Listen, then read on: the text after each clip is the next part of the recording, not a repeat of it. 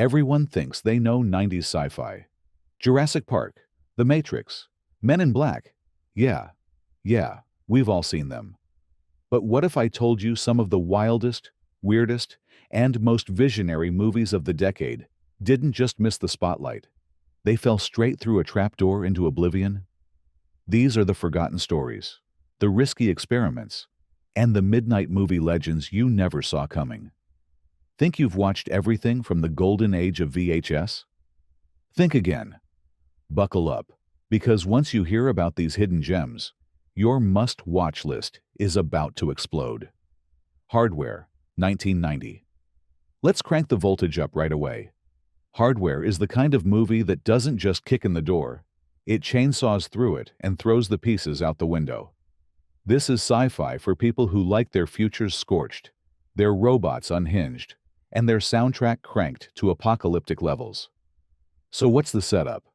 Picture a toxic, sun-blasted wasteland where life is cheap and the air is poison. People scrape by in crumbling cities, scavenging whatever scraps they can find. Our hero is a tough drifter named Moses Baxter, just back from the desert with a mysterious pile of robot junk for his artist girlfriend Jill. Sounds like a sweet gesture, right? Wrong. One of those robot pieces isn't just old tech. It's a self-repairing military killing machine. And the second it gets power, it's back in business. Now imagine you're trapped in a lockdown apartment with this thing as it rebuilds itself, starts hunting you, and turns every piece of household tech into a death trap. That's the core of Hardware, claustrophobic, relentless, and oozing with paranoia. Director Richard Stanley didn't have a blockbuster budget, but he didn't need one. Every frame is soaked in neon reds and radioactive yellows, dripping with industrial grime and sweat. The world is loud, dirty, and feels absolutely real, like a punk rock cousin to Mad Max. The soundtrack? It's an all-out assault, loaded with tracks from Iggy Pop and Ministry, plus a radio DJ voiceover that basically narrates the end of the world as you watch it unravel. But what really makes Hardware tick is how much it says about our own world. This is a movie obsessed with surveillance, militarization, and the nightmare of tech that just won't die. Made right after the Cold War, but somehow it feels like it was shot for people living in 2025. Government spies are everywhere. Corporations rule the streets, and everything is disposable, even people. Critics didn't know what to make of it at the time. Some called it too bleak, too wild, or just too strange to take seriously. But the audience that found it? They clung on. Hardware became a VHS legend, a late-night badge of honor for anyone who wanted something raw, angry, and a little bit prophetic. Bottom line, if you're sick of squeaky clean sci-fi, or just want a movie that feels like it might actually give you tetanus, Hardware is waiting. Just don't watch it with the lights off, or near anything that plugs in. Eve of Destruction, 1991. Ready for a sci-fi thriller that feels like a fever dream, cooked up by a Cold War scientist and a renegade screenwriter? Let's talk about Eve of Destruction, a movie so overlooked, most people don't even know it exists, let alone that it predicted a few of today's favorite tech nightmares. The premise is pure 90s paranoia. Dr. Eve Simmons is a brilliant robotics expert, and she's just created her greatest work, a humanoid android that looks exactly like her. But this isn't your run-of-the-mill helpful robot. Eve 8 isn't just programmed with Simmons' memories. She's loaded with military hardware and enough destructive power to flatten a city block. When a test goes wrong, the android escapes, setting off a frantic manhunt led by a grizzled government agent. The stakes? If Eve the 8th glitches out, she doesn't just snap. She takes out anyone in her way. What sets this movie apart isn't just its action scenes, which are classic early 90s chaos with car chases, gunfights, and plenty of exploding furniture. It's the strange, almost intimate connection between scientist and machine. Dr. Simmons and Eve 8 aren't just lookalikes. They share memories, fears, and even trauma. When the android goes rogue, she's not just running wild. She's reliving Simmons's worst moments acting them out with a childlike, confused fury. Suddenly, every fight is personal. Every chase is loaded with emotional shrapnel. The movie leans hard into identity, agency, and the big question: what happens when your own creation knows you better than anyone else and starts making choices you never would? There are echoes here of stories like Blade Runner and Terminator, but Eve of Destruction is more stripped down, more direct, and honestly, weirder. It's not a perfect film. The effects are dated, and some of the acting falls straight into camp territory. But there's something genuinely unsettling about a movie where the villain is both unstoppable machine and vulnerable double. You can laugh at the giant hair and shoulder pads, but the dread, that sticks with you. Critics at the time shrugged it off as a B-movie, but watch it now and you'll spot the future coming fast. AI running on human memories, military robots with no off switch, and scientists losing control of their own inventions. If you're tired of polite robots and bland dystopias, this movie gives you the ultimate loose cannon. Want to see a showdown where the final boss knows every move you're about to make because she already lived it? Eve of Destruction isn't just an action flick, it's a warning. And in the age of deepfakes and killer drones, maybe we should have paid more attention. Fortress 1992. If you think you've seen every future prison movie worth watching, guess again. Fortress is the kind of brutal, breakneck dystopian thriller that didn't just get lost in the 90s shuffle, it practically got buried alive. And that's a crime. Imagine a world where even having a second child can land you in a concrete nightmare. That's where Christopher Lambert, yes, the Highlander himself, finds himself. It's the mid-21st century, and the government has slapped a one-child policy on the population. Lambert and his wife are busted trying to smuggle their unborn second child across the border. The punishment? They're tossed into Fortress, a maximum security prison so high-tech it makes Alcatraz look like summer camp. But this isn't any old jail. Fortress is a living nightmare, run by a sadistic warden with a taste for psychological torture and surveillance tech straight out of a bad dream. The prison is a labyrinth of laser grids, mind-scanning computers, and pain collars strapped around every inmate's neck. Step out of line, and the collar will quite literally drop you. Everything is monitored, every move is tracked, and escape is supposed to be impossible. What makes Fortress such a rush is that it doesn't waste a second. Right from the start, you're tossed into the grindhouse meat grinder, alongside the prisoners, feeling every setback and betrayal. The film doesn't shy away from showing the grind of daily life in a place designed to crush your soul. But Lambert isn't about to roll over. He's desperate to escape, not just for himself, but for his wife and unborn child. Director Stuart Gordon, best known for cult horror classics, brings a raw, frantic energy to the action. Escape attempts spiral into chaos. Trust is a luxury no one can afford, and every plan seems doomed until the very last second. The supporting cast is loaded with character actors who lean into the madness, making every confrontation pop. Critics at the time sneered at Fortress as just another B-movie, missing how sharply it predicted debates about surveillance, privatized prisons, and the cost of human rights in a so-called civilized future. Revisit it now, and the grim world it builds feels uncomfortably close to our own. The tech might be clunky, but the fears are all too real. So, if you want a sci-fi ride that throws you headfirst into a world of punishment, rebellion, and non-stop paranoia, and still finds a way to root for the little guy, Fortress is a prison break you don't want to miss. Just don't get too attached to your collar. Split Second, 1992. Here's the deal. If Blade Runner and C7N had a baby and left it out in a flooded, neon-lit alley, it would grow up to be Split Second. This is the cult sci-fi thriller that dropped Rutger Hauer, the king of genre weirdness, into the soggiest, wildest London the 90s could dream up. Set in a future where climate change has drowned half the city, London is a gritty, waterlogged war zone of crime, corruption, and chaos. Hauer plays Harley Stone, a cop so burnt out he's basically running on caffeine, cigarettes, and pure vengeance. Years earlier, his partner was torn to shreds by a serial killer that no one ever caught. Now, with bodies piling up and strange claw marks appearing on every corpse, Stone knows the killer is back. And this time, it might not even be human. What follows is a wild, rain-soaked chase through subways, nightclubs, and sewer tunnels, as Stone teams up with a rookie partner and an arsenal big enough to arm a small country. But nothing prepares him, or us, for the monster lurking in the shadows. Is it a demon? A mutant? Something even stranger? The film never quite lets you settle, ramping up the paranoia with every scene.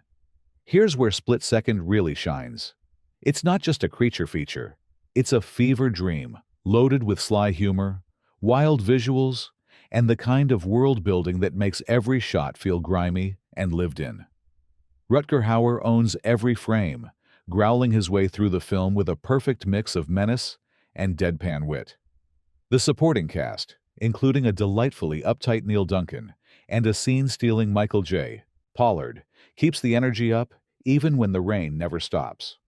Of course, the movie was dismissed by critics who wanted something more serious. But fans know the truth. Split Second is sci-fi pulp at its finest, unafraid to get weird, gory, and just plain fun.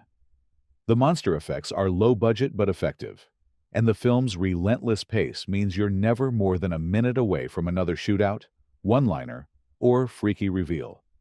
If you're tired of sci-fi that takes itself too seriously, or just want to see Rutger Hauer fight something that may or may not be from another planet, Split Second is your ticket. Watch it with the lights off and the rain pounding outside, and you'll understand why this movie has built a die-hard cult following that won't let go. The Arrival, 1996. Every UFO movie promises the truth is out there, but The Arrival takes that promise and buries it in your backyard, hooks it up to your satellite dish, and dares you to look away. Forget flying saucers and laser battles. This is first contact paranoia, built for the age of climate crisis, government cover-ups, and global conspiracies that feel just a little too possible. Charlie Sheen plays Zane Zeminski, a radio astronomer with a messy apartment, a chip on his shoulder, and a habit of discovering things the authorities would rather keep hidden. When he picks up a strange signal from space, he thinks he's just made the biggest discovery of his career.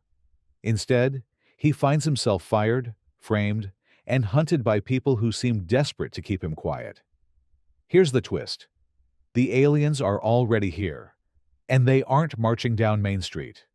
They're infiltrating the planet, manipulating the climate, and quietly preparing Earth for a takeover, while making it look like humans are doing it to themselves.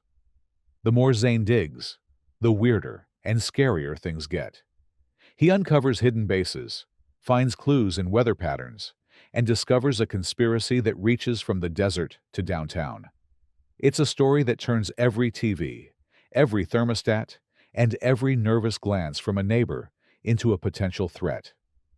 What really makes The Arrival stand out isn't just the suspense, but the way it taps into fears that have only grown since the 90s. Global warming as a weapon. Technology used to distract and deceive. Shadowy figures who know more than they'll ever admit. It's X-Files with a sharper edge and a much darker sense of humor. Sheen's performance is sharp and surprisingly grounded, pulling you into the story with real desperation. The supporting cast, including Ron Silver as a slippery government agent, brings just enough menace to make every encounter feel dangerous. And the practical effects, from shifting alien limbs to heat-blasted landscapes, give the movie a texture and grit that CGI can't touch. Critics barely noticed The Arrival when it landed, maybe because it didn't have the special effects budget of Independence Day, or maybe because it cut too close to real-world anxieties. But watch it now, and you'll see a movie that understood, before anyone else, that the real invasion might not come from the skies, but from inside our own homes. If you're in the mood for a sci-fi thriller that makes you look sideways at your thermostat, grab this one. The Arrival is a conspiracy you'll want to believe, and maybe, deep down, already do. Wedlock, 1991. How about a prison break movie with a bomb around your neck, a partner you can't trust, and just enough sci-fi twists to fry your nerves?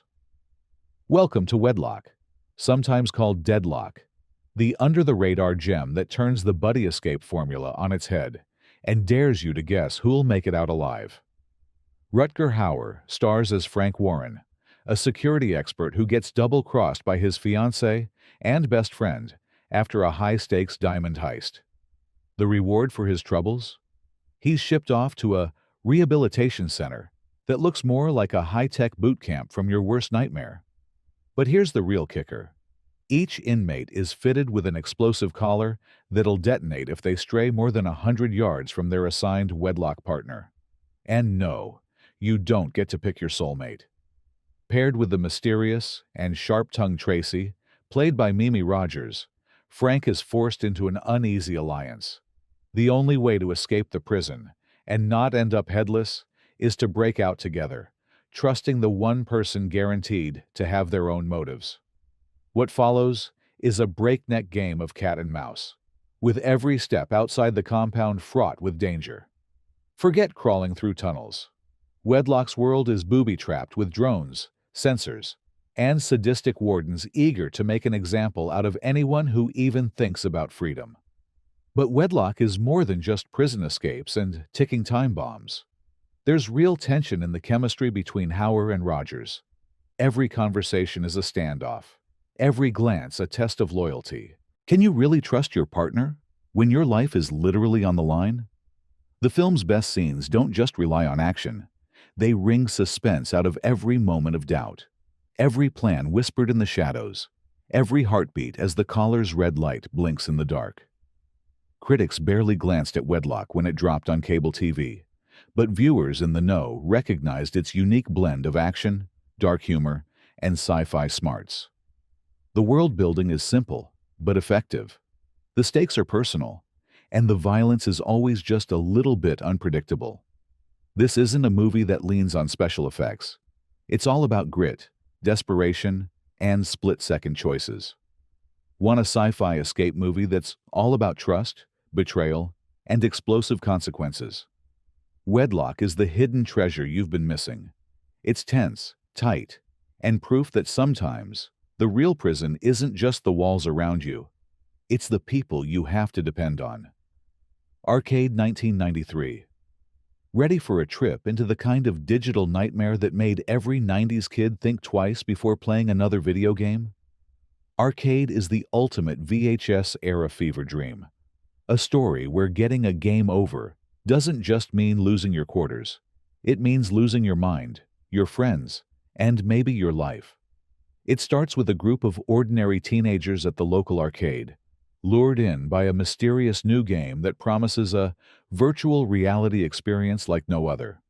The game's called Arcade, and the graphics look cheesy by today's standards.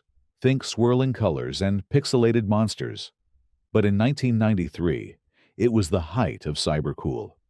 The kids are soon obsessed, daring each other to reach the next level, not realizing the stakes are far deadlier than they seem. What none of them know is that the game's villain, the sinister virtual entity named Arcade, isn't just a collection of ones and zeros.